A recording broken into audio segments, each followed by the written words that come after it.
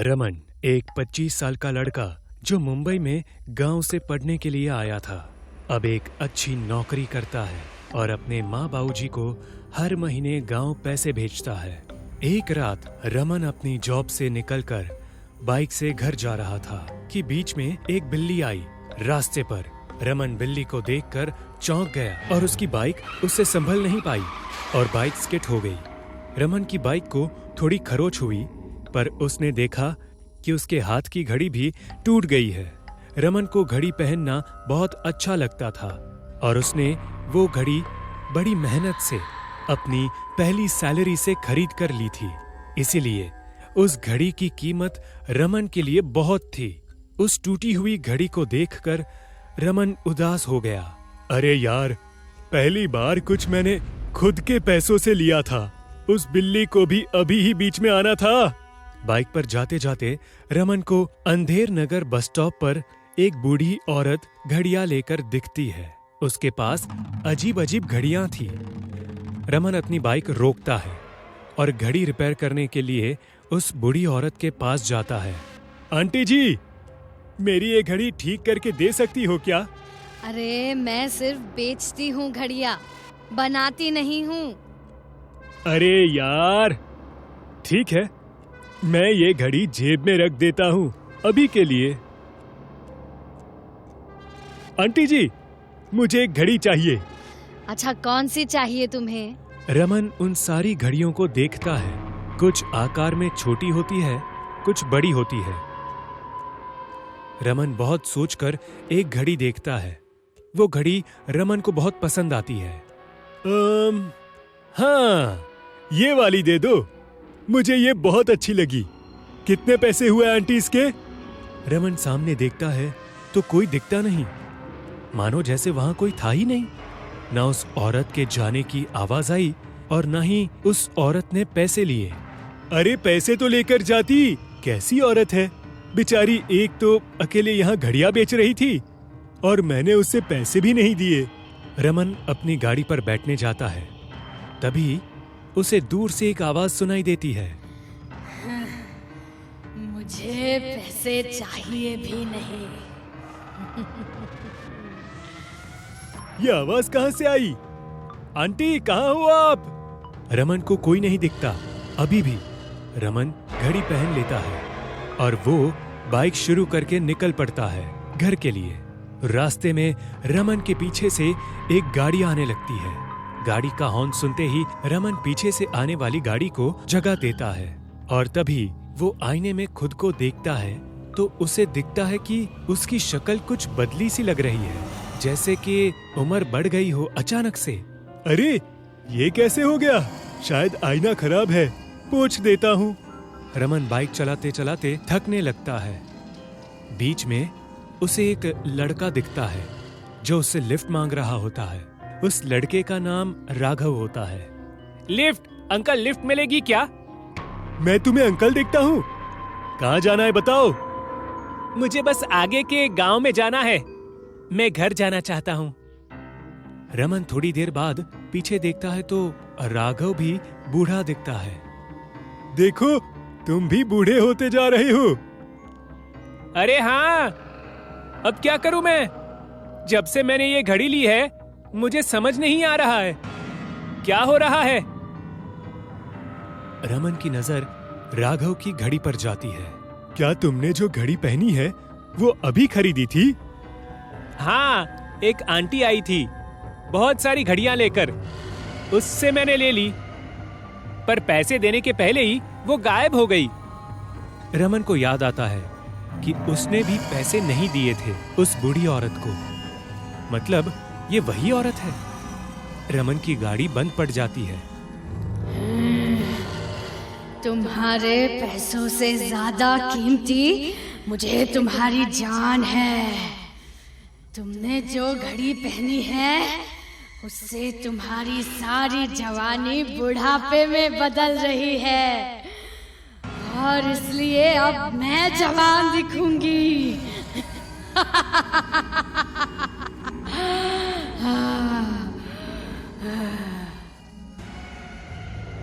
वो बूढ़ी औरत रमन राघव के सामने आती है चुड़ैल अपना घूंघट उठाती है और जोरों से हंसने लगती है। तुम भूत हो? मुझे लगा ही कुछ अजीब हो रहा है। मैं अपनी घड़ी अभी के अभी हाथ से निकालकर तोड़ देता हूँ। फिर ये देखो। रमन घड़ी निकालने लगता है पर घड़ी निकलती नहीं। रमन दांत से घड़ी निकालने की कोशिश करता है पर उसके दांत कमजोर हो जाते हैं उम्र की वजह से। राघव भी दांत से घड़ी निकालने की कोशिश करता है पर राघव का दांत टूट जाता है। आए भगवान, ये क्या हो गया? अभी तक तो मेरी आधी उम्र भी नहीं हुई थी और अभी ही मेरे दांत गिरा दिए। राघव रोने लगता है। वो चुड़ैल उन दोनों की जान खुद में डालने लगती है। दोनों चिल्ला रहे होते हैं। तभी वहां एक तांत्रिक आता है और वो अपनी झोली से कुछ राख उड़ाकर उस चुड़ैल पर फेंकता है। ए चुड़ैल, ऐसे अनजान लोगों को पकड़कर उनकी जान ले लेना तुझे बहुत बड़ा पापी बनाता है। घोर पापी है तू। ये तू क्या कर रहा है तांत्रिक? तुझे ये महंगा पड़ेगा।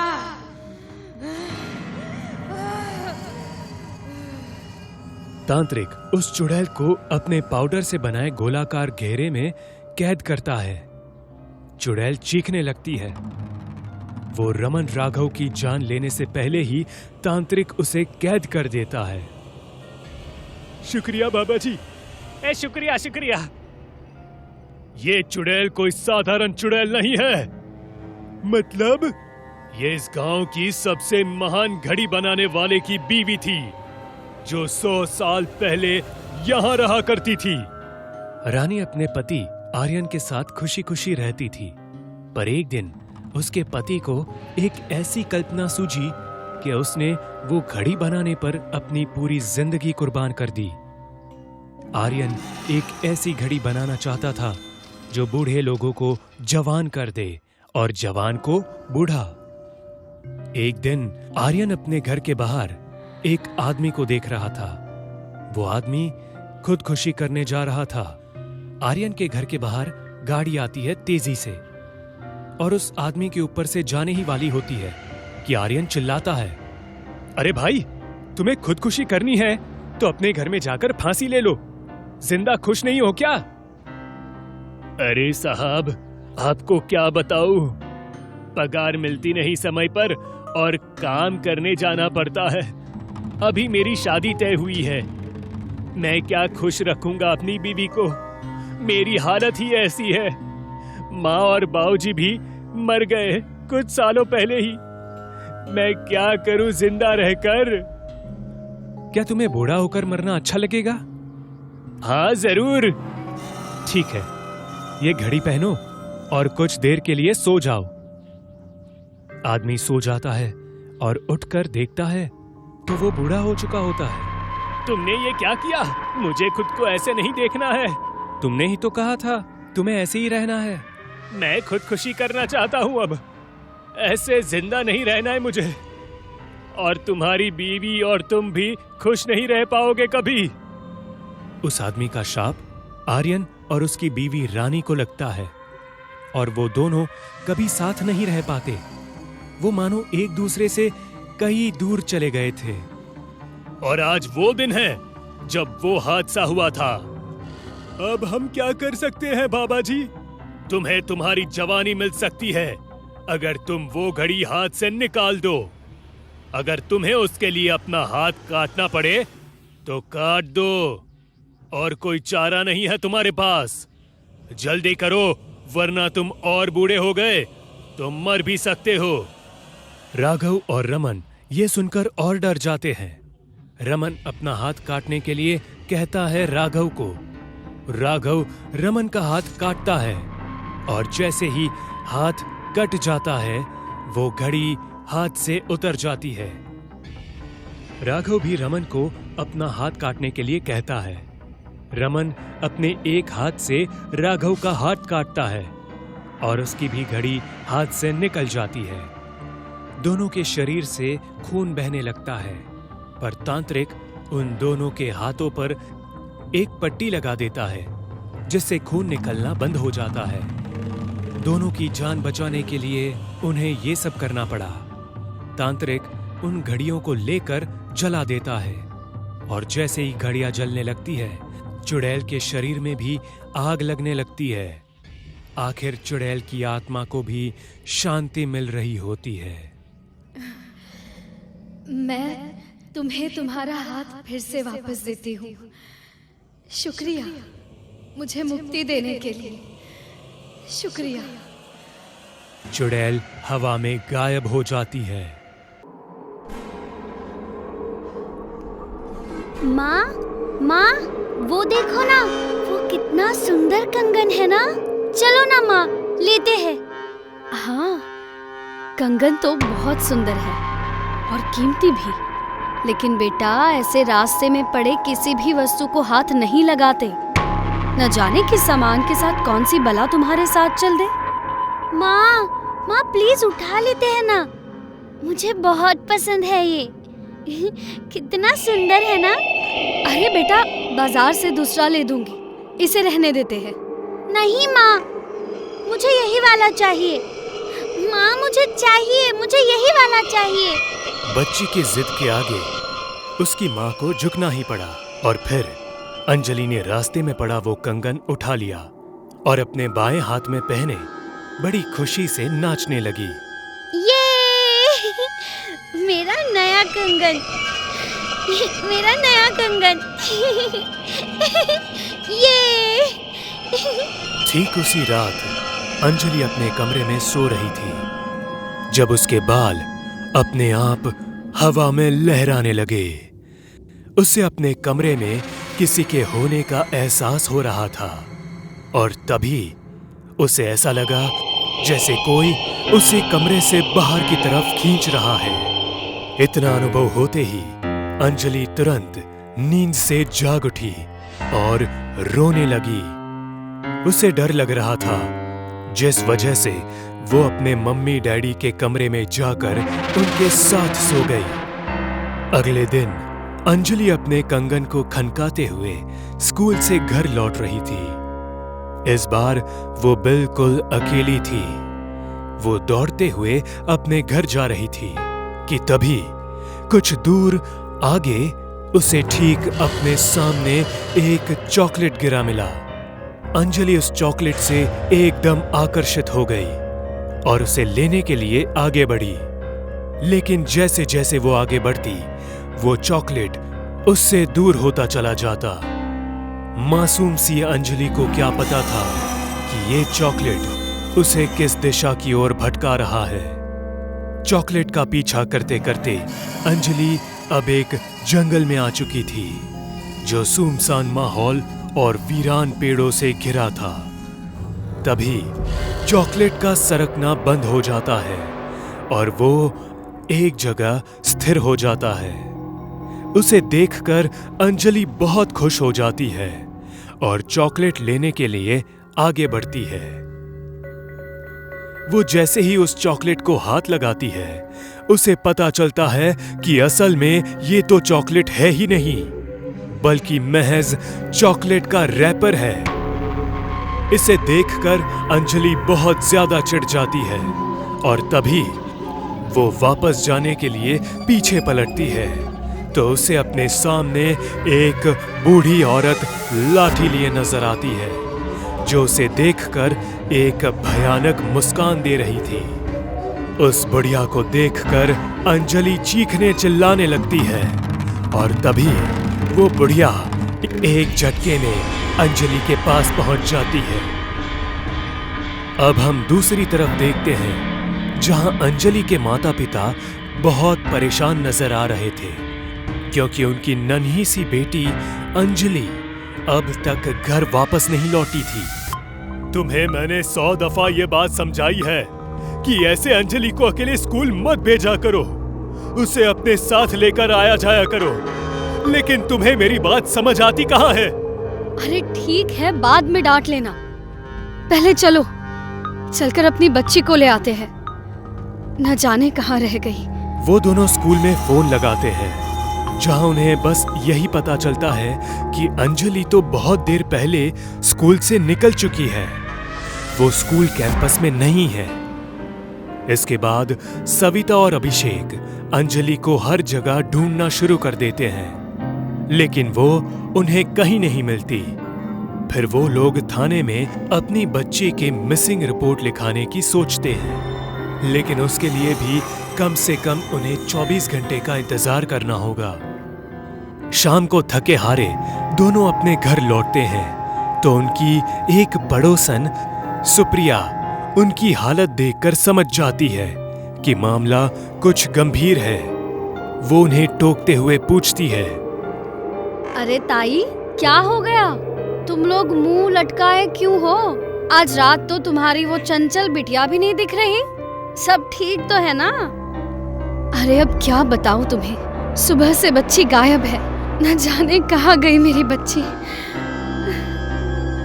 इसके बाद सविता बिलखते हुए उसे सब कुछ बयां करती है। तीनों घर के अंदर बहुत चिंतित बैठे थे। तभी सुप्रिया की नजर एक चमकते हुए कंगन पर पड़ती है। अरे ताई, वो कैसा कंगन है जो वो टेबल पर रखा है? देखो कैसा चमक रहा है। ये किसके लिए है? क्योंकि मैंने तुम्हारे हाथों में तो पहले नहीं देखा ये। सुप्रिया के सवाल करने पर सविता उसे कल वाली पूरी बात बताती है। वो उससे कहती है, मुझे लगा कि जरूर इस कंगन में कुछ तो अजीब है।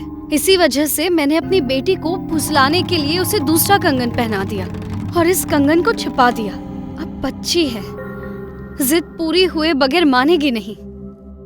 अब मैं समझी ऐसा क्यों हो रहा है।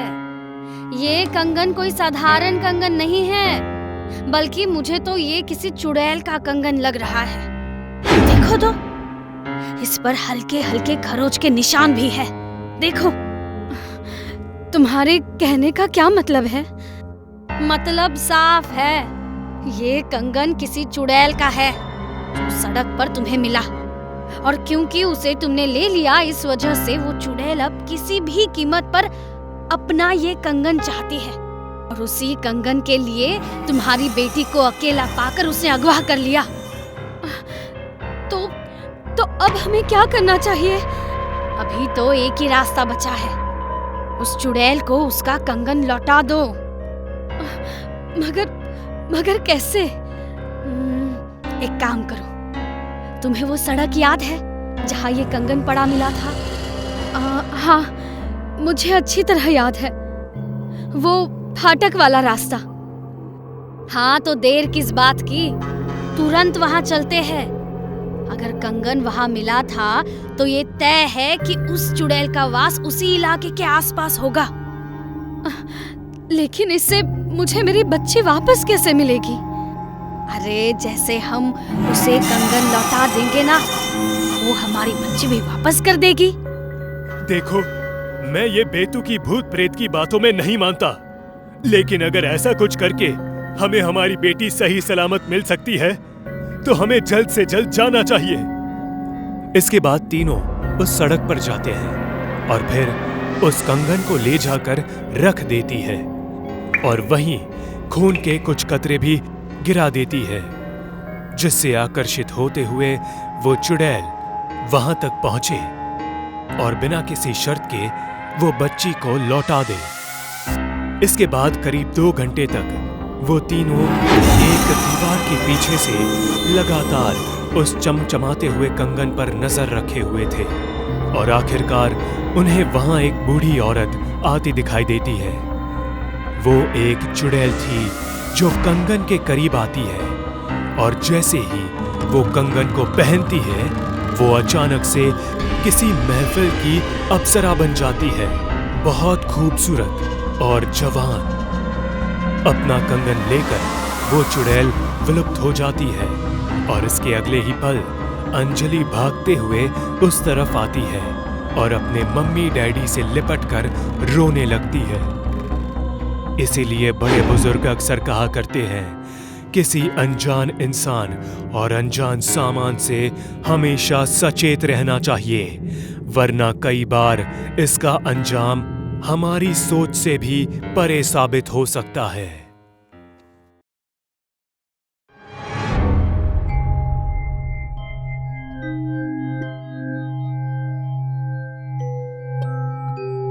दादाजी, वो वाली कहानी सुनाओ ना, वो गांव की डायन वाली। अरे बच्चों, अभी रात हो गई है। ऐसे छोटे बच्चे रात को भूत प्रेत की कहानियां नहीं सुनते। दादाजी, अब हम बड़े हो गए हैं, प्लीज हमें भी वो वाली कहानी सुनाओ ना। अच्छा ठीक है बच्चों, अगर तुम लोग इतनी जिद कर ही रहे हो तो सुनाता हूँ। बात है आज से कई साल पहले की। साल था 1999, जब गांव में दशहरा का पर्व था। सभी लोग मेला देखने जा रहे थे कि तभी कुछ लोगों ने सड़क पर एक लंबे से साड़ी को बिछा देखा। उस साड़ी को देखकर सबको कुछ ठीक नहीं लगा। सबका उस साड़ी को लांघकर रास्ता क्रॉस करने को मन किया, लेकिन एक आवारा सा लड़का नहीं माना और उसने उस साड़ी को लांघ दिया। सड़क के किनारे से गुजरते वक्त लोगों ने बांसवाड़ा के पास से एक आवाज सुनी, जो कि पानी के बौछार की थी, बिल्कुल उसी तरह जिस तरह कोई नहाता है। लोगों ने जब उस तरफ टॉर्च मारा तो उन्हें एक औरत नहाती हुई दिखी, लेकिन अगले ही पल सबकी टॉर्च एक साथ फ्यूज हो गई और फिर से अंधेरा छा गया। सब समझ गए, हो ना हो ये कोई भूतनी या डायन ही है। सबका शक बिल्कुल यही था। सब उस रात फटाफट वहां से निकले। अगली सुबह गांव में एक खबर आग की तरह फैल गई कि एक डायन ने इस गांव को श्रापित कर दिया है और वो लड़का जिसने पिछली रात उस साड़ी को लांघा था, उसने उसी रात खुद के घर में फांसी लगाकर आत्महत्या कर ली। ये सारी खबरें गांव में आग की तरह फैल गई और हर कोई बस उसी डायन की दहशत की बातें करने लगा। अक्सर दशहरा, दिवाली जैसे पर्व में गांव खेड़ों में डायने वगैरह घूमा करती है। ये एक आम बात थी, तो लोगों ने सोचा कि जैसे ही दशहरा बीतेगा सब कुछ शांत हो जाएगा। लेकिन ऐसा नहीं हुआ, बल्कि उस डायन की तबाही ने अपना जन्म लेना शुरू किया था। दशहरा के 10 दिन बीतते ही गांव में एकदम से कयामत आ गई। सारे पालतू मवेशी मरने लगे। कोई देर रात उन्हें मारकर उनका पूरा खून चूस लेता। जिंदा बच्चे भी गांव में पैदा नहीं हो रहे थे। गर्भवती महिलाओं का बच्चा उनके गर्भ में ही मर जाता। सबका यही मानना था कि इन सब का कारण वही डायन है जिसने अपने श्राप से पूरे गांव को बर्बाद कर दिया है। गांव में अब खेती होना भी नामुमकिन हो गया था। खेतों में बंजर जमीनें थी, सारी फसल सूख गई थी और इसी कारण कई किसानों ने खुदकुशी कर ली। दादाजी, लेकिन डायन इस तरह लोगों को क्यों मारती थी? क्या वो कोई बदला लेने आई थी? नहीं, वो किसी बदले के मकसद से नहीं आई थी। वो इस गांव को हासिल करना चाहती थी, क्योंकि उसे हमारे गांव को अपना अड्डा बनाना था, जिसका सुझाव उसे एक तांत्रिक ने दिया था। कुछ सालों पहले गांव वालों ने उस तांत्रिक के घिनौने कामों की वजह से पीट पीट कर उसे गांव से बाहर निकाल दिया था और उसके ही सुझाव पर उस डायन ने हमारे गांव पर निशाना साधा था। दादाजी, फिर आगे क्या हुआ? क्या उस डायन ने सबको मार दिया? नहीं बेटा, सबको मारना संभव नहीं था, लेकिन जो नियमों को नहीं मानता वो उस डायन के जाल में आसानी से फंस जाता। नियम? कैसे नियम दादाजी? जैसे सूरज ढलने के बाद घर के दरवाजे खिड़की बंद कर लेना, किसी के दरवाजा खटखटाने पर दरवाजा ना खोलना। लेकिन इससे डायन शांत नहीं बैठी, बल्कि उसने दूसरा पैंतरा आजमाया। अब तो शादी बारात भी गांव में नहीं हो सकते थे, वरना डायन के पास एक भारी मौका होता अपना शिकार फंसाने का। उसने गांव के सभी लोगों को अपने वश में करना शुरू कर दिया और उससे दूसरों को नुकसान पहुंचाना चालू किया। धीरे धीरे उस डायन का आतंक बढ़ता चला गया।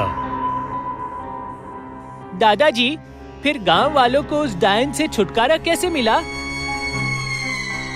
गांव वाले उस डायन की दहशत से घबराए थे। इसी बीच सभी में ये खबर उठती है कि ये काम उसी तांत्रिक का है जिसे 3 साल पहले गांव से धक्के देकर बाहर कर दिया गया था। गांव वाले गुस्से में लाल हुए उस तांत्रिक का पता करते हैं और फिर उसे जान से मारने की धमकी देते हुए कहते हैं, सुन बे तांत्रिक, उस डायन को किसी भी तरह गांव से बाहर कर। हमें पता है तूने ही उस डायन को हमारे गांव के पीछे लगाया है। अगर तूने ऐसा नहीं किया तो तुझे हम ऐसी भयानक मौत देंगे कि तू तंत्र विद्या भी भूल जाएगा। गांव वाले उस तांत्रिक से उसका कवच छीन लेते हैं, जिसके सहारे वो जिंदा था। अगर कुछ दिनों में उसे वो कवच दोबारा नहीं मिलेगा तो वो अपनी सारी शक्तियां खो देगा, जिससे उसकी सालों की तपस्या पर पानी फिर जाएगा। तांत्रिक को मजबूरन गांव आना ही पड़ा। उसने साल के आखिरी रात को साधना शुरू की। साधना में मैं और मेरे 2 और साथी बैठे थे। तांत्रिक ने मंत्रों को जपना शुरू किया। वो डायन कुछ ही पल में सामने हाजिर हुई, जो कि बहुत ही डरावने चेहरे के साथ आई थी। उसे देखकर हम सब अंदर से कांप गए, लेकिन भाग भी नहीं सकते थे। अगर भागते तो जान से हाथ धोना पड़ता। अब तुझे इस गांव को छोड़ देना चाहिए। मेरा मकसद पूरा हो गया है। मकसद तो तेरा पूरा हुआ है, मेरा नहीं। आई तो मैं तेरे मकसद के लिए थी, लेकिन जाऊंगी अपना मकसद पूरा करके। वो डायन गांव छोड़कर जाने को नहीं मानती। फिर तांत्रिक अपना सबसे ताकतवर योग शुरू करता है और कई घंटों तक चली साधना के बाद आखिरकार वो डायन कमजोर पड़ जाती है और फिर तांत्रिक उसे सामने के पीपल के पेड़ में बांध देता है। मुक्त होने के लिए तांत्रिक उसे गांव छोड़कर चले जाने की शर्त रखता है। देख, अगर तू चाहती है कि तू आजीवन इसी पेड़ में बंधी रहे तो अब भी अपनी जिद पर बनी रह, और अगर तू इस गांव को छोड़ने का वादा करती है तब मैं तुझे आजाद कर दूंगा। ठीक है तांत्रिक, मैं इस गांव को छोड़ दूंगी, लेकिन मेरी भी एक शर्त है कि यहाँ मौजूद कोई भी शख्स आज की रात हुई दास्तां का जिक्र कभी भी किसी से नहीं करेगा, अन्यथा मैं उसके सामने आ जाऊंगी और उसे मार दूंगी। इतना कहते ही वो डायन बेहोश हो जाती है और तांत्रिक उसे पेड़ से आजाद कर देता है और गांव फिर से हरा भरा हो जाता है। अरे दादाजी, आपने तो कहा कि उस डायन ने सबसे ये वादा लिया था कि कोई भी उस रात की दास्तां का जिक्र किसी से भी नहीं करेगा, वरना वो सामने आ जाएगी। आपने तो हमें ये सब बता दिया। हे राम, ये मेरे से क्या हो गया? बुढ़ापे में याददाश्त कमजोर हो गई, जो अपनी मौत को बुलावा दे बैठा। तभी घर की लाइट चली जाती है और हल्की रोशनी में उन तीनों को सामने एक औरत की बड़ी परछाई नजर आती है। और तभी दादाजी को एक तेज दिल का दौरा पड़ता है और दादाजी की कहानी और उनके जिंदगी की अवधि यहीं समाप्त हो जाती है।